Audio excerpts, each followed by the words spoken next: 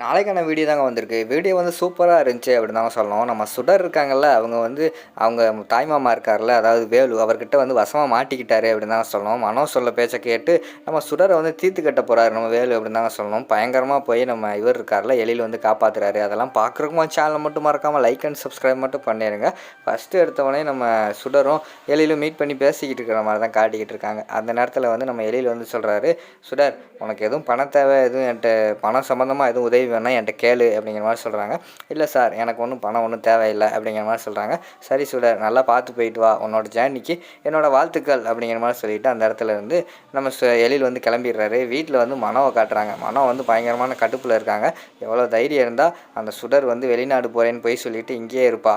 அதையும் நம்மக்கிட்ட வந்து எழில் வந்து மறைச்சிருக்கான். இவங்க ரெண்டு பேருக்குள்ளே ஏதோ ஒன்று இருக்குது. இந்த சுடர் இருக்கிற வரைக்கும் வந்து நம்ம நிம்மதியாக இருக்க முடியாது. கல்யாணத்தை எப்போ வேணால் நிறுத்திடலாம். ஆல்ரெடி வந்து நம்மக்கிட்ட இந்த கல்யாணத்தை நிறுத்திடுவேன் அப்படின்னு சொல்லிட்டு சபதம்லாம் போட்டிருக்கா. அதனால் வந்து இவளை உயிரோட வச்சுருந்தா அது சரியாக வராது. இப்போ என்ன பண்ணுறது?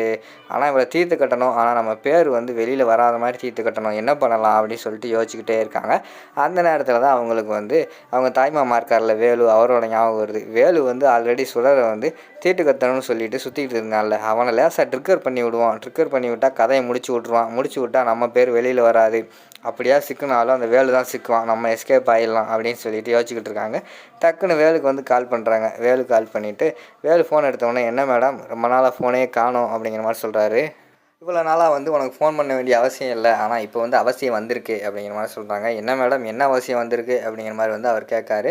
அதான் அந்த சுடரை பற்றி விஷயம் தான் அப்படிங்கிற மாதிரி சொன்னோன்னே, சுடர் எங்கே இருக்கா அப்படிங்கிற மாதிரி வந்து அவர் கேட்காரு. உடனே இவங்க வந்து சொல்கிறாங்க, சுடர் எங்கே இருக்கான்னு எனக்கு தெரியும், எங்கள் வீட்டு பக்கத்துலாம் சுற்றிக்கிட்டு இருக்கா, அவளோட லொக்கேஷனை வந்து உனக்கு அனுப்பி வச்சிடறேன், நீ அவளை வந்து பார்த்துக்கோ அப்படிங்கிற மாதிரி சொல்கிறாங்க. சரி மேடம், நீங்கள் ஃபோனை வைங்க, நான் பார்த்துக்குறேன் அப்படிங்கிற மாதிரி வந்து வேலு சொல்கிறாரு. சரி, என்ன பண்ண போகிற அப்படிங்கிற மாதிரி வந்து மனோ கேட்காங்க. என்ன பண்ணுறது, அவளை தூக்கிட்டு போய் வந்து கல்யாணம் பண்ண வேண்டியதான் அப்படிங்கிற மாதிரி அவர் சொல்கிறாரு. இங்கே பாரு, உன்னை கல்யாணம் பண்ணுற மைண்ட் செட்டிலலாம் அவள் இல்லை. உன்னை கல்யாணம் பண்ணதாக இருந்தால் அவள் எப்போவோ பண்ணியிருப்பா. சரியா, உன்னை கல்யாணம் பண்ணாலும் அவள் நிம்மதியாக இருக்க மாட்டாள். அதனால் வந்து அவளை பேசாமல் தீர்த்து கட்டிடு அப்படிங்கிற மாதிரி சொல்கிறாங்க. என்ன மேடம் சொல்கிறீங்க அப்படிங்கிற மாதிரி வந்து வேலு கேட்காரு. ஆமாம், தீர்த்து கட்டிடு. அவள் இருந்தால் என்னோடய கல்யாணத்தையும் நிப்பாட்டிடுவாலும் எனக்கு பயமாக இருக்குது. அவளை தீர்த்து கட்டினா தான் எல்லாம் சரியாக வரும்னு நினைக்கிறேன். அதனால் நீ தீர்த்து கட்டு அப்படிங்கிற மாதிரி சொல்கிறாங்க. சரி, நீங்கள் சொல்கிற மாதிரி நான் தீர்த்து கட்டிட்டேன்னா எனக்கு என்ன பெனிஃபிட்டு அப்படிங்கிற மாதிரி கேட்காரு. உனக்கு எவ்வளோ பணம் வேணுமோ அதுக்கிட்ட அதிகமாகவே நான் வந்து உனக்கு காசு தரேன். சரியா, நான் சொல்கிற வேலையை மட்டும் நீ செய் அப்படிங்கிற மாதிரி சொல்கிறாங்க. சரி மேடம், நான் வேலையை முடிச்சுட்டு உங்கள்கிட்ட சொல்கிறேன் அப்படிங்கிற மாதிரி சொல்லிக்கிட்டு இருக்காங்க. அடுத்த சீனில் வந்து நம்ம சுடரும் அவங்க அப்பாவும் வந்து, அதாவது இந்த வளையல் கம்மல் அதெல்லாம் எடுக்கிறதுக்காக அப்பா கூப்பிட்டு போகிறாரு. உடனே சுடர் வந்து சொல்கிறாங்க, அப்பா எனக்கெல்லாம் இதை போட விருப்பம் இல்லை, போடவும் மாட்டேன்ப்பா, எனக்கு எதுக்குப்பா இது அப்படிங்கிற மாதிரி சொல்கிறாங்க. என்னம்மா நீ என்னை விட்டு பிரிஞ்சு நீ ரொம்ப தூரம் போக போகிற, உனக்கு தேவையானதெல்லாம் ஆசையாக அந்த அப்பா வாங்கி தர மாட்டேனா, வாமா உனக்கு ஆசையாக வாங்கி தரேன், நீ அதெல்லாம் போட்டுக்கோ அப்படிங்கிற மாதிரி சொல்லிட்டு கூப்பிட்டு போகிறாங்க. ரெண்டு பேரும் போகிறாங்க. டக்குன்னு ஒரு கார் வந்து வழிமறிக்குது. யாரா இது நம்மளை வந்து வழிமறிக்காளே அப்படின்னு சொல்லிட்டு அவங்க அப்படியே பார்த்துக்கிட்டு இருக்காங்க. அந்த நேரத்தில் வந்து காருக்குள்ளேருந்து நம்ம வேலு வந்து மாதம் இறங்குற மாதிரி காட்டுறாங்க. அதை பார்த்தோன்னே ஷாக் ஆகிடுது. உடனே வந்து நம்ம வேலு விருவன் பக்கத்தில் வந்துட்டு, என்னடி என் வேலையை காலி பண்ணிட்ட, ஊருக்குள்ளே என்னை தலகாட்ட விடாமல் பண்ணிட்ட, இப்போ நீ மட்டும் சந்தோஷமாக வந்து வெளிநாடு போய் ஜாலியாக இருக்கலான்னு பாக்கியா, அதெல்லாம் விட மாட்டேன்டி அப்படிங்கிற மாதிரி சொல்லிக்கிட்டு இருக்காங்க வேலு. உடனே அவங்க அப்பா வந்து சொல்கிறாரு, வேலு என்னப்பா இப்படி பண்ணுற, அவளுக்கு தான் உன்னை பிடிக்கலை இல்லைப்பா, வேறு ஏன்ப்பா இப்படி பண்ணுற அப்படிங்கிற மாதிரி சொல்கிறாங்க. பிடிக்கலைன்னா என்னை ஊருக்குள்ளே எவ்வளோ அவமானப்படுத்திட்டா, இவளால் தான் என் வேலை போச்சு, இப்போ நான் அண்ணக்காவடியாக சுற்றிக்கிட்டு இருக்கேன், என்னால் வெளியில் கூட தலை காட்ட முடியல, அதனால் இவள் இருந்தானா எனக்கு நிம்மதியாகவே இருக்க முடியல, நான் அனுபவித்த வேதனையை விட இவளுக்கு 2 மடங்கு வேதனை கொடுத்தா தான் எனக்கு வந்து சந்தோஷமாக இருக்கும் அப்படிங்கிற மாதிரி சொல்கிறாங்க. ஏய் விடுப்பா அப்படிங்கிற மாதிரி சொல்கிறாங்க. நீ அங்கிட்டு போயா அப்படின்னு சொல்லிவிட்டு அவங்க அப்பா வந்து தள்ளி விட்டுறாங்க. தள்ளி விட்டுட்டு டக்குன்னு பார்த்தா நம்ம சுடரை வண்டியில் ஏற்றிட்டு போயிடுறாங்க. வண்டியில் ஏற்றிட்டு போனோன்னா அவங்க அப்பாவுக்கு வந்து என்ன பண்ணுறதுனே தெரியல, என்ன பண்ணலாம்னு சொல்லிட்டு யோசிச்சுக்கிட்டு இருக்காரு. அந்த நேரத்தில் வந்து நம்ம எழிலோட ஞாபகம் வருது. சாரி, எழில் சாருக்கு வந்து கால் பண்ணுவோம் அப்படின்னு சொல்லிட்டு எழில் கால் பண்ணுறாங்க. தம்பி சுடரை வந்து அந்த படுபாய் வேலு வந்து இழுத்துட்டு போயிட்டான்பா அப்படிங்கிற மாதிரி சொல்கிறாங்க. என்ன அங்கிள் சொல்கிறீங்க, என்னாச்சு அப்படிங்கிற மாதிரி சொன்னோடனே நடந்ததெல்லாம் சொல்கிறாங்க. சரி, எந்த இடத்துல இருக்கீங்க, நீங்கள் அந்த இடத்த சொல்லுங்கள், நான் வாரேன் அப்படிங்கிற மாதிரி சொன்னோடனே நான் ஒரு கோயில் பக்கத்தில் இருக்கேன்னு சொல்லிடுறாரு. சரின்னு சொல்லிட்டு அந்த கோயில் பக்கத்தில் வந்து நம்ம எழில் வர்ற மாதிரி காட்டிக்கிட்டு இருக்காங்க.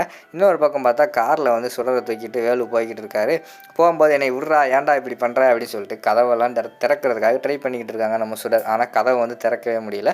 உடனே வேலு வந்து சொல்கிறாரு, நீ எவ்வளோ பண்ணாலும் அந்த கதவை வந்து திறக்க முடியாது, லாக் பண்ணியாச்சு, சரியா, மூடிக்கிட்டு கடை அப்படிங்கிற மாதிரி சொல்லிட்டு ஒரு அடி அடிச்சிடுறாரு.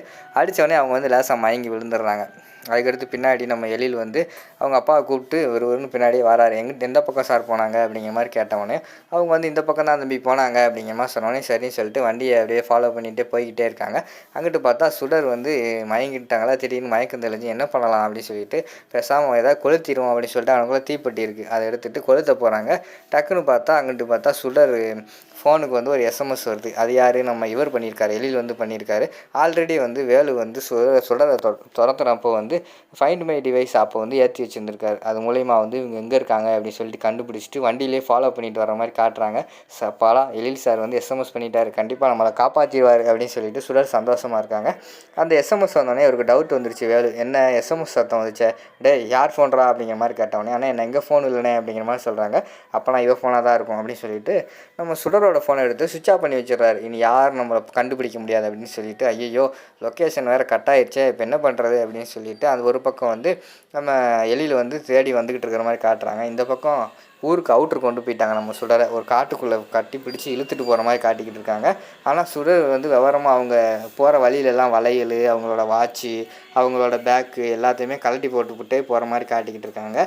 அதோட பார்த்திங்கன்னா இந்த எபிசோட் வந்து முடிச்சிடுறாங்க.